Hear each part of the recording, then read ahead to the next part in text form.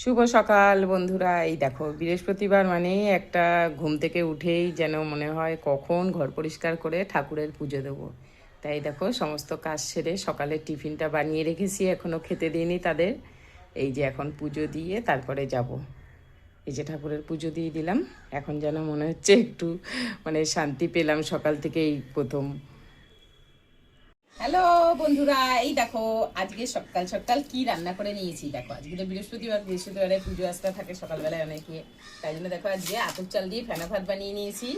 আর এখানে ডিম সিদ্ধ, আর এখানে কাঁচা লঙ্কা দিয়ে সর্ষের তেল দিয়ে আলু মাখা।